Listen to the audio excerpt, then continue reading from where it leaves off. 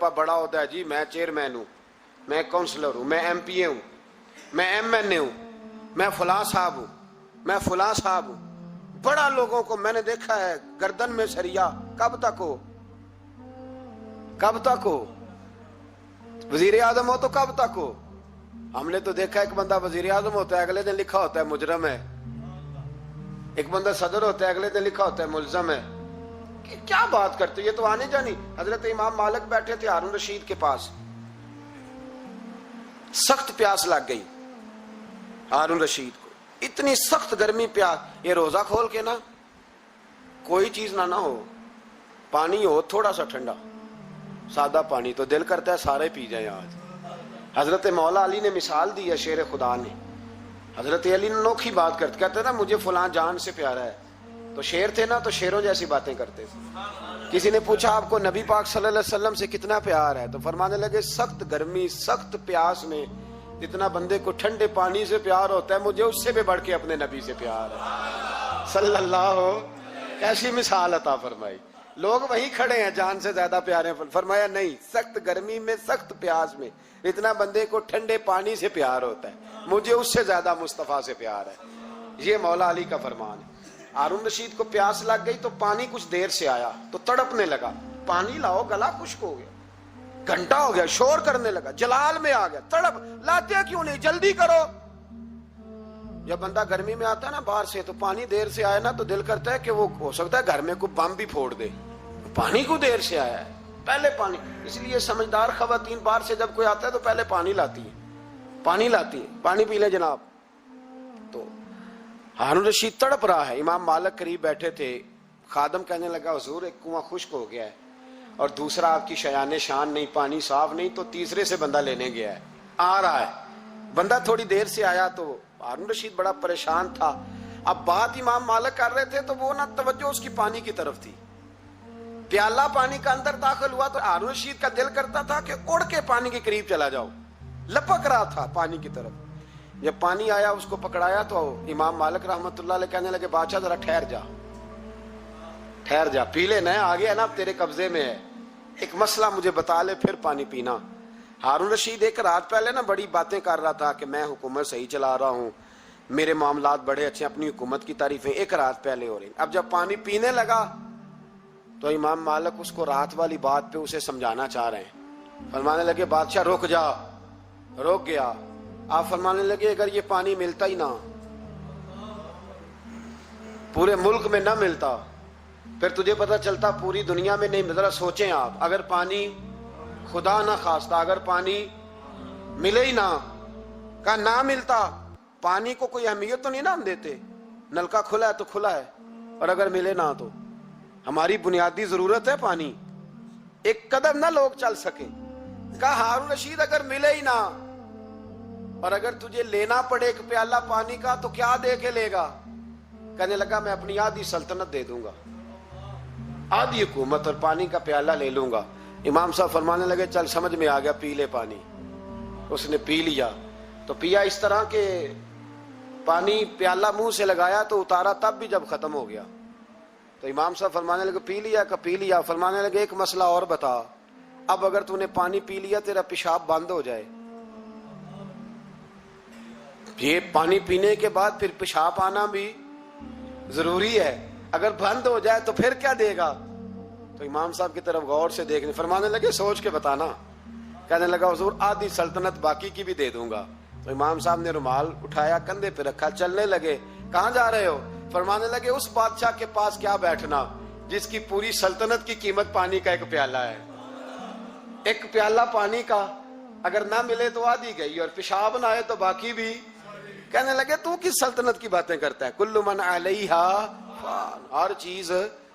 اب یقین کریں ہمارے پاس کو بندہ بیٹھ جائے نا تو ہم اسے ہلنے نہ دیں, ہم اسے کہیں تو تجھے پتہ ہی نہیں اصل بادشاہ میں ہی ہوں. میں تو کچھ ایسے لوگوں کی باتیں بھی سنتا ہوں, مجھے لگتا ہے امریکہ میں بھی حکومت یہی بنواتے ہیں. اتنی زبردست گفتگو کرتے ہیں, اتنا اعلیٰ تجزیہ نکالتے ہیں کہ مجھے لگتا ہے سارے ملکوں کے بادشاہ ان سے مشورہ کرتے ہیں. اس قدر زیادہ ہم نے اپنے آپ کو تن کے بڑا کر لیا ہے. کنٹرول میں رہیں, کنٹرول. ہلاکو خان نے بڑے لوگ مروائے تھے, بڑے بغداد میں 20 لاکھ آدمی قتل کروایا اس نے. 20,000 نہیں میں نے کہا, ذمہ داری سے حوالہ دو. کتنے لوگ بولیے؟ 16 لاکھ آدمی اس نے تلوار سے مروایا. لوگوں نے نا زیر زمین تہ خانے کھودنے شروع کر دیے. 4 لاکھ آدمی تہ خانوں میں چھپ گیا اور چن چن کے مسلمان مارتا تھا. جب ہلاکو کو کسی نے بتایا نا 4 لاکھ بندے چھپ گئے, اس نے نہروں کے بند توڑوا دیے, دریاؤں کے بند توڑوا دیے, پانی زیر زمین چلا گیا. 4 لاکھ آدمی ڈوب کے مر گیا. 20 لاکھ آدمی مروایا. ایک دن ایک علاقے میں گھوم رہا تھا, لیمبو کھانے کا بڑا شوقین تھا. بازار میں گیا تو ایک لیمبو خریدا. اس نے دیکھا کہ بازار میں بوڑھے بچے جوان خریداری کر رہے ہیں, تو کہنے لگا ابھی بھی اتنے مسلمان زندہ ہیں, بناؤ ان کی لائنیں, قتل کرنا ہے. 3 لائنیں بن گئی. ایک بوڑھا آدمی بھی لائن میں آ گیا, لیمبو کھا رہا ہے, اس کو ہلکا ہلکا چوستا ہے, گھوڑے پہ بیٹھا ہے, قتل کرا رہا ہے لوگوں کو. ایک بابا جی پہلی صف میں تھے, جب پہلی صف قتل ہونے لگی بابا جی پچھلی صف میں دوڑ کے ہو گئے. ہلاکو خان ہنس رہا ہے اس کو دیکھ کے. معاذ اللہ, جب بندہ ہوتا ہے نا کسی منصب پہ پھر وہ مذاق اڑاتا ہے دوسروں کا. بابا دوسری صف میں آیا تو ہلاکو خان نے وہ بھی قتل کرائی, تو بابا دوڑ کے تیسری صف میں. آخری صف کے کونے پہ جب بابا کھڑا ہو گیا نا تو سارے بندے مر گئے. بابے کو قتل کرنے لگا جلاد. ہلاکو کہنے لگا ٹھہر جا. کہنے لگا بابا تو تیسری صف میں آیا تھا, تیرا کیا خیال تھا بچ جائے گا؟ بابا کہنے لگا خیال نہیں, میرا یقین ہے کہ میں بچ جاؤں گا. میرا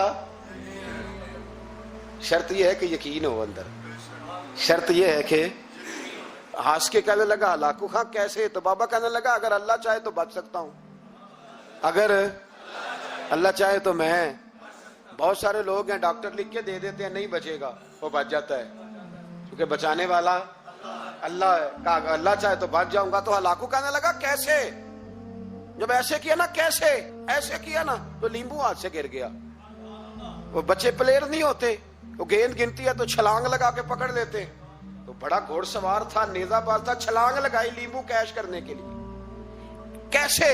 تو کیسے بچے؟ یوں ہاتھ گھمایا, لیمبو گرا تو چھلانگ لگائی, نیچے جھکا. جب نیچے جھکا نا تو گر گیا گھوڑے سے. جو پیر تھا وہ گھوڑے کی رکاب میں الجھ گیا. گھوڑا ڈر کے دوڑ گیا. جب گھوڑا دوڑا تو زمین پر زور زور سے سر لگنے لگا. سپاہیوں کہتا دوڑو اس کو پکڑو. سپاہی بھی دوڑے پر گھوڑا قابو نہ آیا. گھوڑا اس وقت رکا جب نہ اس کا چہرہ پہچانا جاتا تھا, نہ آنکھیں سلامت تھی, نہ ناک سلامت تھی. اس کی کھوپڑی ساری اس طرح چور چور ہو گئی جیسے کسی نے ہتھوڑے کے ساتھ پیسی ہو. ہلاکو کی لاش سے خون بہ رہا تھا. بابا ہنس رہا تھا. ایک سپاہی کہنے لگا بابا تو کیوں؟ کہنے لگے میں اپنے رب کی قدرتوں پہ مسکرا رہا ہوں. کل من علیہ فان ویبقی وجہ ربک ذو الجلال والاکرام. کا میں نے اسے سمجھایا تھا کہ بچانے والا بچا لیا کرتا ہے. تو اس نے مجھے, سکندر اعظم نے 32 سال کی عمر میں آدھی دنیا فتح کر لی تھی. تو لوگ پتہ کیا کہتے تھے؟ یہ وہ بندہ ہے جس کو تاریخ نے گریٹ کا لقب دیا ہے. لکی نہیں کہتے, ہم کہتے بڑا لکی ہے بھائی. لوگ کہتے تھے یہ مقناطیسی آدمی ہے, کبھی ناکام ہوا ہی نہیں. سکندر اعظم کبھی ناکام نہیں ہوا. جس علاقے, اور عمر کتنی بھائی, اتنی کم عمری میں اتنی دلیری, آدھی دنیا فتح کر لی. ملتان سے گزر رہا تھا تو اسے ایک تیر لگا. کچھ لوگ کہتے ہیں یہاں جہلم کے پاس لگا تھا. ایک تیر لگا اسے. اس نے کہا بندہ تلاش کرو. کسی کی اتنی جرت کہ سکندر اعظم کو تیر مارا ہے, تلاش کرو. جب ڈھونڈنے لگے تو بندہ نہ ملا. تو سکندر نے حکم دیا کہ جس کی آنکھ چمکتی ہے اسے قتل کر دو. مرد بھی مارے, بچے بھی مارے, بوڑھے بھی مارے. تو لا کے لوگ کہنے لگے انسان کوئی نہیں بچا. کہنے لگا میں نے تمہیں کہا تھا جس کی آنکھ چمکتی ہے قتل کرو. بلیاں بھی قتل کرو. ہو سکتا ہے کسی بلی نے منہ میں رکھ کے پھینکا ہو. کتے بھی مار دو, کبوتر بھی مار دو. ہر چمکتی والی آنکھ اس نے بند کر دی. یونان کے قریب ایک بستی کا رہنے والا سکندر عراق کے شہر بابل میں تھا. ملیریا بخار ہوا. کیا کہتے ہیں ہم, چند ٹکیوں کی مار ہے, دوائی کھا لو ٹھیک ہو جائے گا. ملیریا بخار ہوا. 32 سال, کچھ لوگوں نے کہا نہیں 2 مہینے کم, 33 سال عمر ہو چکی تھی. تو سکندر اعظم زمین پہ بیٹھا ہے, ایڑیاں رگڑ رہا ہے. موت کا جھٹکا لگا, موت کا. ہوئے नामवर बेनिशां कैसे कैसे, जमी खा गई नौजवान कैसे कैसे, जगह जी लगाने की दुनिया नहीं है, ये इबरत की जा है, कोई तमाशा नहीं है। एड़ियां रगड़ रहा है। 2 हफ्ते का सफर रह गया था घर पहुंचने का, तो सिकंदर एक सूबे का, एक मुल्क का, एक छोटे से इलाके का सरबराह नहीं, सिकंदर आधी दुनिया फतह करने वाला। प्लेट में रख के किसी ने हुकूमत नहीं दी, खुद मेहनत करके फतह की। लेकिन सिकंदर एड़ियां रगड़ता है, जोर जोर से जमीन पे मारता है और कहता है कोई है जो मुझसे मेरी सारी सल्तनत ले ले और मुझे सिर्फ 2 हफ्ते की जिंदगी ले दे। मैं प्रदेश में नहीं मरना चाहता, घर मरना चाहता हूं। कोई मुझे 2 हफ्ते की जिंदगी, 2 हफ्ते की, कोई 2 हफ्ते मिट्टी दें, तू मिट्टी रहना एवं कादी बल्ले बल्ले। अज मिट्टी दे उत्ते बंदिया ते कल मिट्टी दे थल्ले का, कोई मुझे मोहलत ले दे। लेकिन रब का कानून है, जब वक्त आ जाता है फिर मोहलत।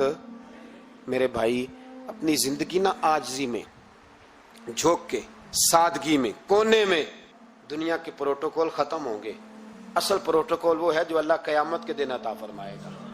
मेरे नबी पाक ने फरमाया अमीर जो होंगे, अमीर वो चींटियों की शक्ल में होंगे और गरीब अपने पैरों के नीचे उन्हें मसल के चले जाएंगे। ये वो वाले अमीर जो तकब्बुर करते थे, वरना तो अमीर हजरत उस्मान गनी भी हैं, हजरत अब्दुर्रहमान इब्ने औफ भी हैं, हजरत सुलेमान अलैहिस्सलाम भी। जो अमीर तकब्बुर करे, अकड़ जाए, अगर अमीर हो, आजिज़ी इख्तियार करे, तो फिर तो अल्लाह उसे जन्नत भी अता फरमाता है। तो मेरे भाई अपने आप को समेटें। हम जाने के लिए, जिनकी उम्रें मेरी तरह 40 साल की तरफ सफर कर रही है ना, वो आधी जिंदगी जी चुके हैं, बाकी आधी पता नहीं है। लोग इतना लंबा याद नहीं रखते। हजरत मौला अली कब्रिस्तान गए तो कब्र वालों से कहने लगे, कब्र वालों तुम्हारा क्या हाल है? तो एक मुर्दा कब्र के अंदर से बोल के कहने लगा, अली कफन फट गया है, हड्डियां चूर चूर हैं, माल तो पता नहीं कहां रह गया, पर हिसाब देना पड़ रहा है। आप बताइए पीछे हमारे घर वालों का क्या हाल है? तो हजरत अली फरमाने लगे, जहां तुम बैठते थे वहां कोई और बैठने लग गया है। तुम्हारी बीवियों ने नए निकाह कर लिए, तुम्हारे दोस्तों ने नए दोस्त बना लिए, अब तो लोग तुम्हें याद भी नहीं करते, अब तो तुम्हारा जिक्र ही कोई नहीं करता, अब तो खत्म हो गया तुम्हारा तज़किरा भी कोई नहीं। तज़किरा उसी का रहेगा जिसने रब को याद किया और फिर रब ने उसका चर्चा किया, उसका तज़किरा रहे। अपने आप को एक मौके पर भी कभी मुतकब्बिर ना होने दे। आजिज़ी हुस्न है जिंदगी का। खजाना आए तो कारून ना बने, महल बनाए तो शद्दाद ना बने। अगर अल्लाह ताला दौलत दे तो कभी भी अपने आप को नमरूद और फिरौन ना बनने दे। इक़्तिदार मिले तो कभी भी अपने आप को हलाकू खां और चंगेज खां ना बनाओ। और अगर नमाजी बनो तो वो वाले नमाजी बनो जो नमाजी भी होता है। हजरत उमर फारूक को किसी ने ईद वाले दिन देखा तो उमर रो रहे थे, छोटी ईद वाले दिन। हमारे यहाँ तो लोगों ने डेक तैयार करके रख लिए हैं, तैयारी हो गई है। चांद रात को जो नेकियां कमाई हैं वो सारी शैतान के हवाले करेंगे, माअज़ल्लाह इल्ला माशाअल्लाह। उसको कहेंगे ले जा, हमने कमाई हैं तेरे लिए। फौरन पहली रात ही इधर ऐलान हुआ नहीं, उधर तमाशे लगे नहीं, माअज़ल्लाह। हजरत उमर ईद वाले दिन रो रहे थे, तो किसी ने कहा उमर ये खुशी का दिन है, आप रो रहे हैं? तो फरमाने लगे खुश तो वो होना जिसको यकीन है कि उसका नमाज रोजा कबूल हो गया। मुझे तो अभी पता ही नहीं मेरा कबूल हुआ है कि वापस कर दिया जाएगा।